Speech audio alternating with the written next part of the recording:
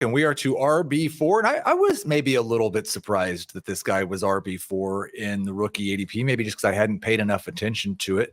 But it is Jaylen Wright out of Tennessee. This guy really caught my attention when I opened the Football Guys rookie draft guide for the first time. They had him at RB1 in this class. I think it's easy to see the upside here. I have a hard time seeing very much floor with Jaylen Wright. How do you view him? Yeah, I think that's right. I bought into him more and more as the sort of process has gone on. Like if you look at my prospect guide right now, that's based on, the projected draft capital is how I'm getting the scores, the pre-draft scores. That's on NFL mock draft database. But Jaylen Wright's projected draft capital has risen quite a bit since I did, since I launched the prospect guide a month ago. And so I bought into him more and more because of that, for sure. But also, again, when you take a step back and look at this draft class, you don't have many players that stand out in terms of having these elite ceilings and having these really, really special traits. And with Jaylen Wright, he has some special traits. I mean, if he didn't really get it done as a receiver in college, but his breakout score was only 45, wasn't anything special, but he can make huge plays. Over 25% of his rushes last season went 10 or more yards. That was first in the class. He ran a sub 4.40. He was 4.38. We know that he can create these explosive plays. And he also played alongside Dylan Sampson, who I'm not the biggest college football guy, like in season. I'm only looking at stuff out of the season and then looking at their transition, to the NFL. But evidently, moving forward, like that's another great prospect that he played alongside. So, that's one of the flaws of teammate score is that when there's a guy who's an underclassman that's really good, that a running back competed with, it's not necessarily going to understand that and get that signal because he's not entering the league yet. So if Sampson's bad, then whatever, then this is moot. But I do think subjectively you can throw that out there and say, okay, he played with some decent competition there at Tennessee as well. I think at a minimum, though, Jaylen Wright is going to play in a tandem. And this sort of goes back to what we talked about earlier, where the running back landscape in fantasy right now is a bunch of RB2s who are in tandems. And if you're going to get efficiency from a player, which I think you will get from Jaylen Wright because of his big playability, maybe he'll never be a bell cow. But I do think that you're at least going to see this tandem effort from him where he can see a Devon Achane type workload where he's getting rookie season workload, I should say, where he's getting 30 to 45, maybe 30 to 40% of the team's running back rushes, and then some work through the air, or even a Keaton Mitchell type workload.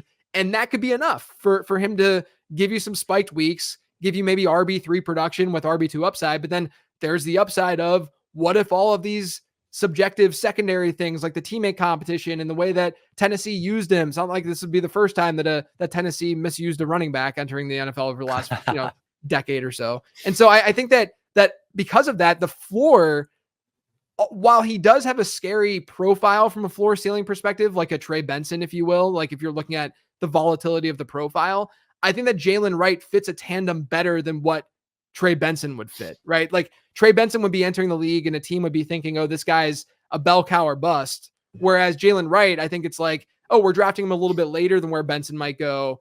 We can use him in a tandem or more so in a tandem. And then from there, that's the floor is that he's in the tandem. And then from there, maybe he just takes over naturally. Yeah, it seems to me like he is a guy who possesses some really elite traits that coaches are going to look at him and think, well, I could teach him to do that better or that better or that better. But I also think, like you mentioned it, he's going to be in a tandem. I think he's probably looking at 150 to 180 touches in his rookie season. And so he really has to be efficient at that volume if he's not going to see his value drop in his first year in the league. I wonder if that makes him a little like, does that make him more or less landing spot dependent? Like it kind of feels like he needs to be in a pretty good situation in terms of like the quality of the team, not necessarily needing to have an opportunity for touches.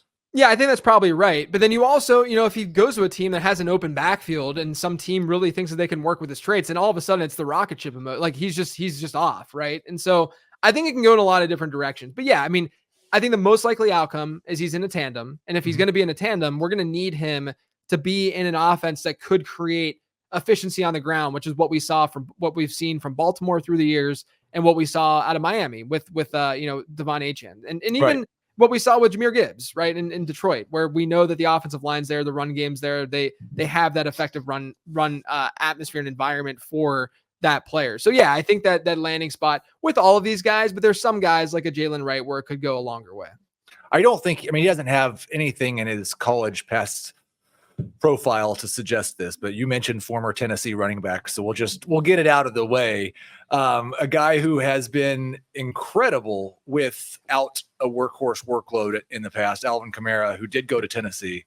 He doesn't have that type of upside, right? No. And Kamara too, back whenever I remember that was one of the first years I started prospecting, was like in that like 2017-ish range or whatever.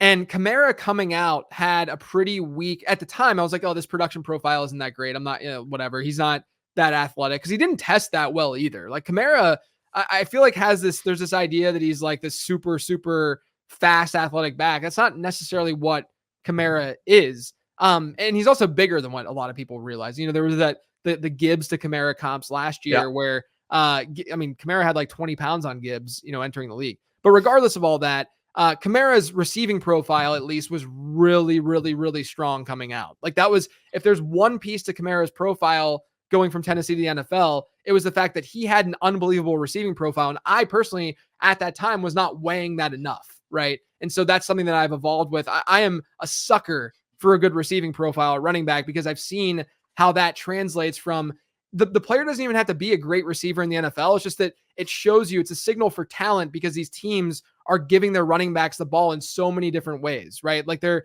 trying, and you can even get some signal on special teams if they're punt and kick returner, because in college teams just throw their best players out there and they give them the ball any way they can possibly get them the ball, right? And so with Kamara, the fact that he had that receiving profile, it's not there for Jaylen Wright in the same way. I think that Kamara is a much better, and I know that this is hindsight driven too, but Kamara was a much better prospect than Jaylen Wright, in my opinion.